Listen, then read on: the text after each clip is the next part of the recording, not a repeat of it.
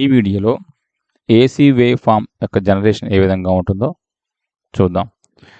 So AC wave ఒక కండక్టర్లో produce అవ్వాలి అంటే మనకి కావాల్సింది ఒక ఫీల్డ్ అండ్ ఒక కండక్టర్. ఈ కండక్టర్ ఈ ఫీల్డ్లో మూవ్ అవ్వాలి, లేదు కండక్టర్ స్టేషనరీగా ఉంటే ఫీల్డ్ మూవ్ అవ్వాలి. రైట్, ఫర్ బెటర్ అండర్స్టాండింగ్ నేను ఫస్ట్ ఫీల్డ్ని స్టేషనరీగా చేశాను. సో మనకి తెలుసు, ఒక మ్యాగ్నెట్లో north pole and south pole తీసుకుంటే మ్యాగ్నెటిక్ లైన్స్ అనేవి మనకి నార్త్ పోల్ నుంచి ఎమర్జ్ అయ్యి సౌత్ పోల్లోకి ఇన్ అవుతాయి out of the magnet. Inside the magnet south to north అనేవి ట్రావెల్ అవుతాయి. సో ఇక్కడ మనకి ఇదొక నార్త్ పోల్, ఇదొక సౌత్ పోల్ అన్నప్పుడు నార్త్ పోల్ నుంచి సౌత్ పోల్కి మనకి మ్యాగ్నెటిక్ ఫ్లక్స్ లైన్స్ అనేవి ఈ విధంగా ట్రావెల్ అవుతూ ఉంటాయి.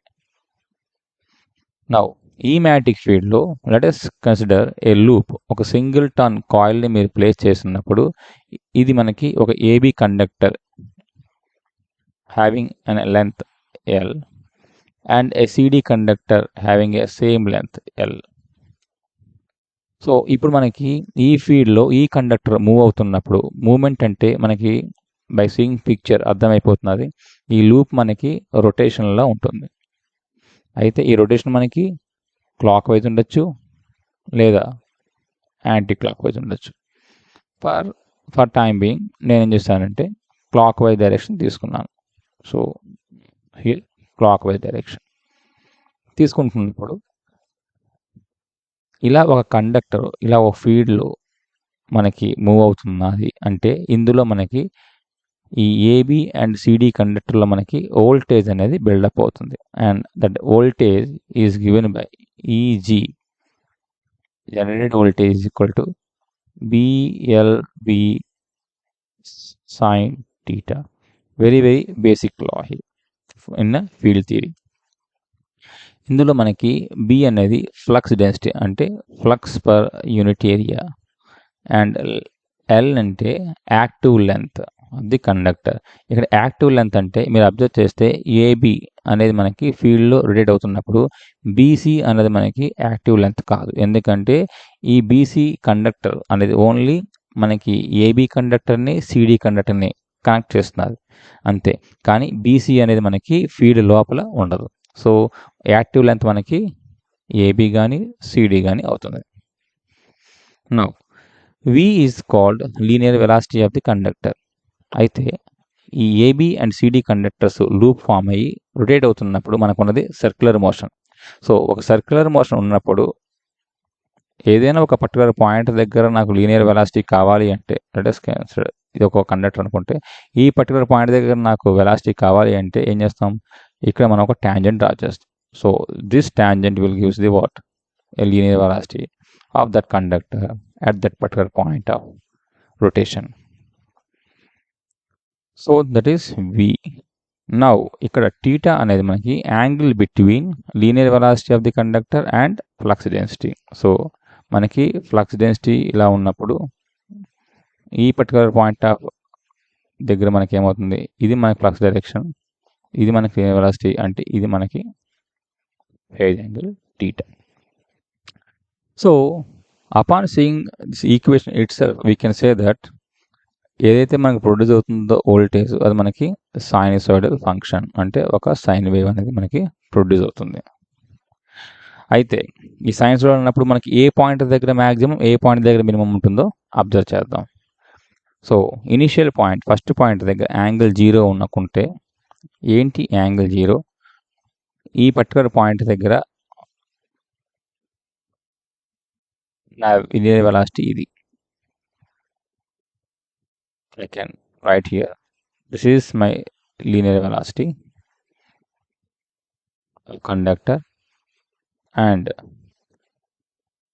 this is my flux direction. So రెండింటికి మధ్యలో యాంగిల్ మనకి 0 కాబట్టి మనకి ఏమవుతుందంటే నెట్ ఇండ్యూస్డ్ వోల్టేజ్ 0 అవుతుంది. So this is the point.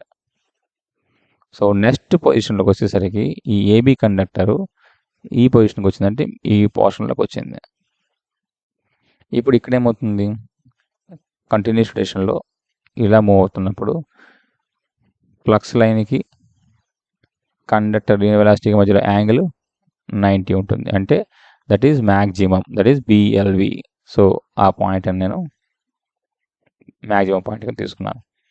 After another rotation ఇప్పుడు నాకు ఈ కండక్టర్ నాకు ఏమవుతుంది, ఈ పొజిషన్లోకి వస్తుంది, అంటే ఈ పొజిషన్లోకి. సో ఇక్కడ ఏమవుతుంది, మనకి కండక్టర్ లీనియర్ వెలాసిటీ ఈ డైరెక్షన్లో ఉంటే ఫ్లక్స్ యొక్క డైరెక్షన్ మనకి ఈ డైరెక్షన్లో ఉంది, అంటే టీటా యాంగిల్ మనకి 180. So sine 180 is 0 again. So this is 0 again. Now next position మనకి కండక్టర్ అనేది ఈ పొజిషన్లోకి వస్తుంది. సో మూమెంట్ ఏమో ఈ డైరెక్షన్లో ఉంది. ఇప్పుడు ఫ్లక్స్ డైరెక్షన్కి మూమెంట్కి మధ్యలోనే 90 degrees. అయితే ఈ 90 మీరు అబ్జర్వ్ చేస్తే, if you consider this is the positive value and this should be negative, or ఇది ఈ యాంగిల్ మనం ఇలా తీసుకున్నాం కదా 90 కింద. సో ఇక్కడ మనం ఏం చేయాలండి, ఈ యాంగిల్ తీసుకోవాలి. ఎంతంటే అది sine 270. So sine 270 is -1. So మనకి ఏమవుతుందంటే మైనస్ బిఎల్వి వస్తుందండి. సో ఈ పొజిషన్లో మనకి మైనస్ బిఎల్వి. సో ఈ పాయింట్ మనకి ఏంటంటే maximum voltage, that is this is BLV and this is minus BLV.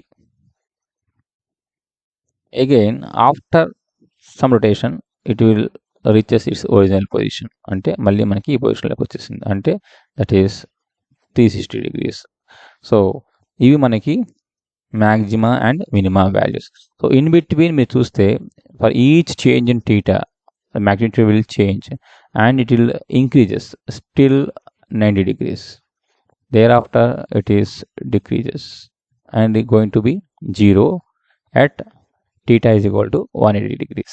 Thereafter it is going to the minus BLV, that is made to peak at 270 degrees angle, and again it is going to be reaches to 0 value at 360 degrees rotation of conductor.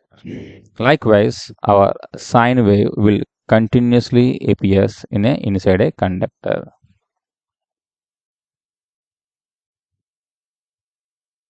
Now ఈ voltage మనకు ఈ brushes ద్వారా ఏం చేస్తామండి, బయటికి మనం పట్టుకొస్తాం. So ఇక్కడ గానోమీటర్ ప్లేస్లో మనం వోల్ట్ మీటర్ పెట్టినా మనకి ఈ వేవే మనకి అపియర్ అవుతుంది, వోల్టేజ్ వేవ్.